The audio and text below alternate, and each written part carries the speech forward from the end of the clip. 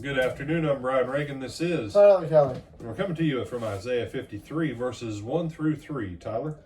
Who has believed our report, and to whom has the arm of the Lord been revealed? For he shall grow up before him as a tender plant, and as a root out of dry ground. He has no form or comeliness, and when we see him, there is no beauty that we should desire him.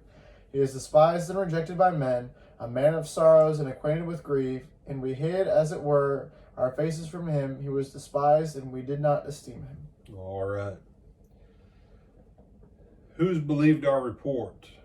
He's just talked about the nations and the kings and those who've been told what and not been told and what they'll see and stuff. So the question, who's going to believe?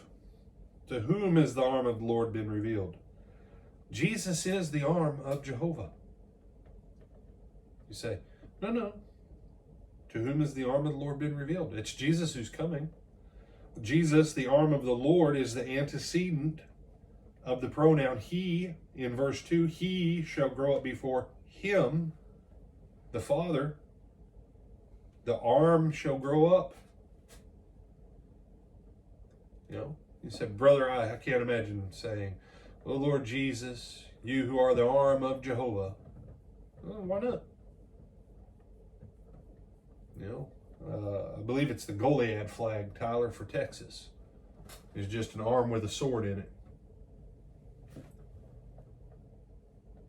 One of the sad things about the way that we've gone in America with destroying things of architecture and everyone trying to undermine the old symbols is exactly that.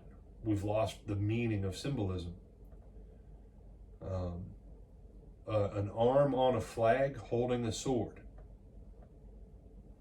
going forward into a battle, sends the message, we're going forth in strength and might. That's the point. Jesus is the strength and the might of Jehovah coming down in human flesh as a root out of dry ground. He has no form or comeliness, and when we see him, there's no beauty that we should desire him.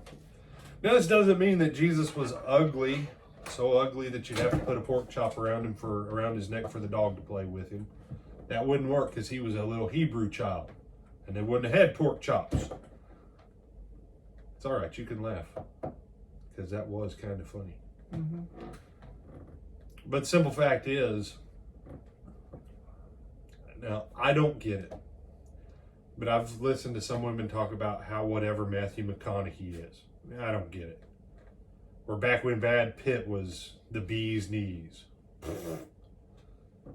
For some of you who are a little bit older, maybe your thing was, oh, Robert Redford. See, the fact that now, I don't get it. You say, well, that's probably because you're a guy. Well, that's a good thing. That's a good thing. Now if you ask my wife, she'll go, no, Brian thinks there was one very handsome man in all the history of Hollywood, and his name was James Garner. James Garner was a handsome man all his days, in his youth and in his old age. You say, what does that have to do with Jesus? Everything. You don't come to Jesus because he's good looking. He is great, but not by the standard of men. We don't generally elect ugly people as president. We just don't. You say, oh, I don't know about... No. Bob Dole, morally and ethically, was a better man than the president that got elected. But Bob Dole, because he was a war hero, and he couldn't button his shirt and stuff like he needed to, and he walked around in one arm and half his body was basically shot. People wouldn't believe and trust in him, even though he was a capable leader and a capable man. Richard Nixon? Why did he get beat by John Kennedy? Well, okay, you have the dog issue, right?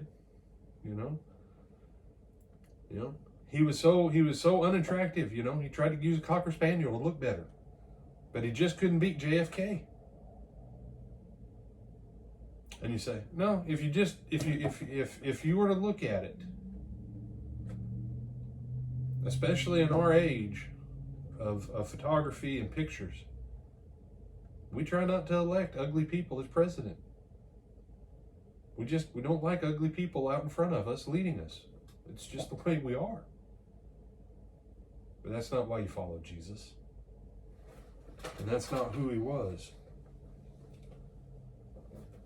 No, on the contrary, he's despised and rejected by men.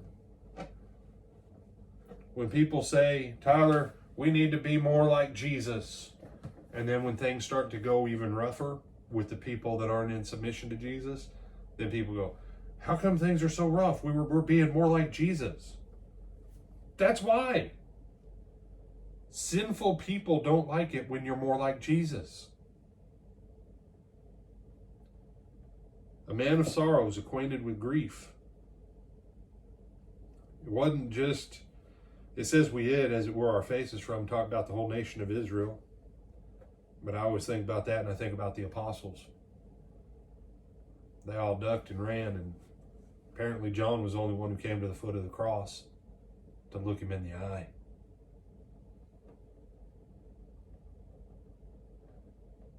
Because if who Jesus was about externals, it wouldn't convict us internal. But who he was inside, when you say, how come people don't come to Jesus? He was despised and we did not esteem him. Why do people hate Jesus? Because the goodness of the arm of the Lord shows us the darkness of our own souls. And if we're not ready to come into that light, we hate that light because it shows us how bad we really are.